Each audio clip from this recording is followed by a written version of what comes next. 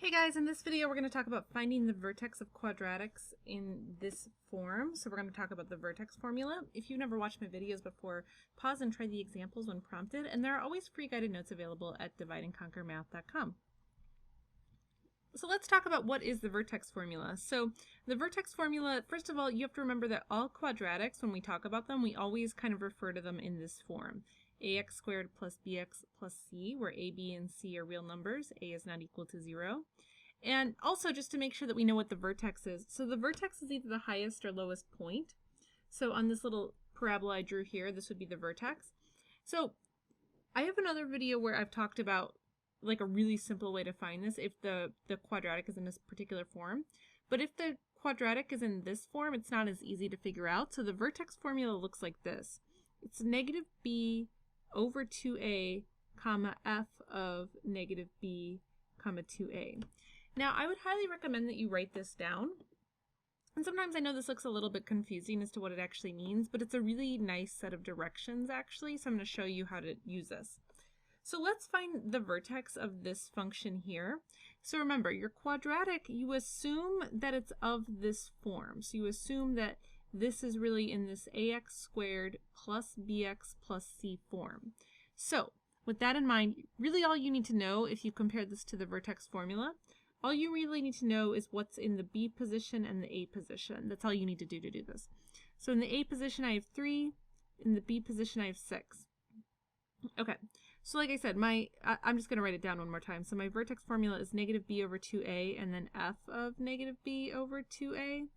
So from here, now what we're going to do, this is actually a coordinate. So first we have to calculate this first part.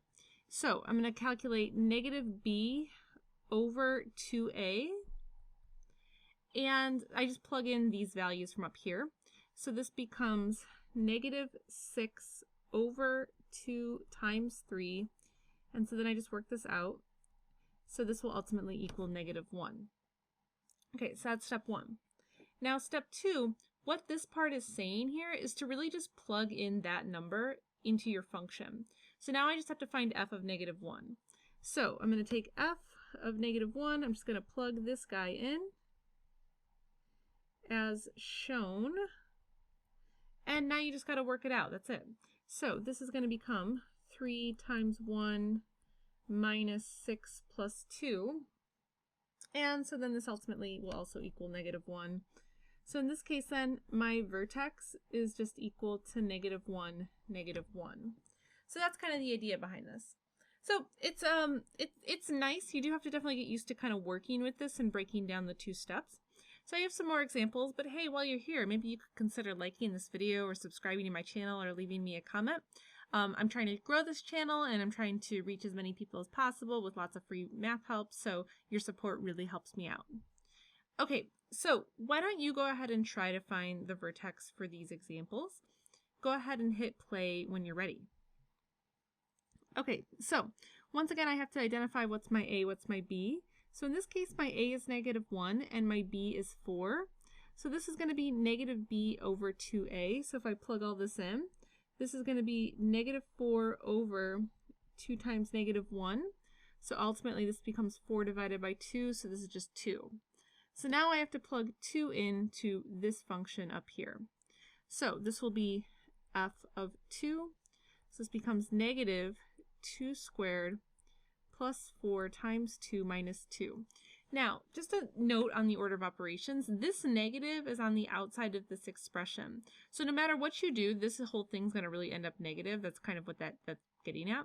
So if I continue to work this out, this will become negative 4 plus 8 minus 2, and then this equals 2. So in this case, my vertex, totally by coincidence again, is going to be 2 comma 2. So that's the vertex there. Okay, so now moving on to b here. So now we've got the dreaded fraction, but you know, we'll get through it. It's okay.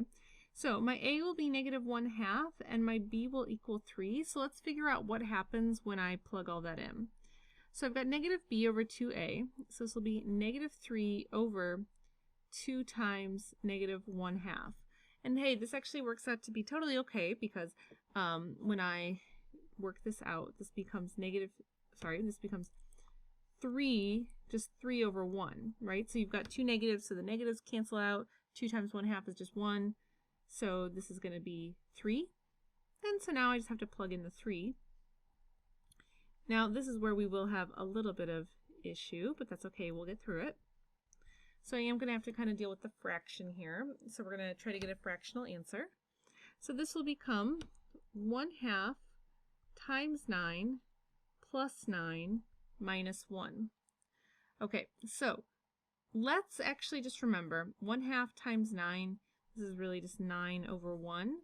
So if you have to leave this in fractional form, this will be 9 over 2. And then what is 9 minus 1? That's 8. So now what I want to do, let me give myself a little more space here. I want to just combine these as to one mixed fraction.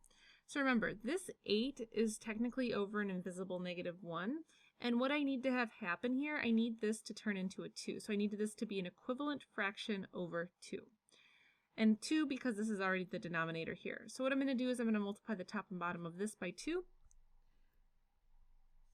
And so now I've got 9 over 2 plus 16 over 2, and then this equals 25 over 2.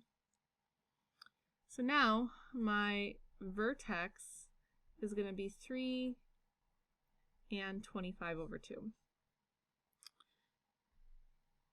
Okay, one last one. So for this one, so my a in this case is -2, and my b is -4.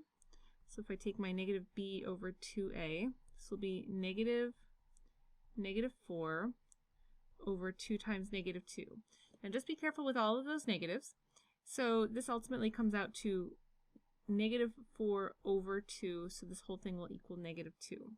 So these two negatives cross each other out, but you still have this one negative here, so the whole thing ends up negative.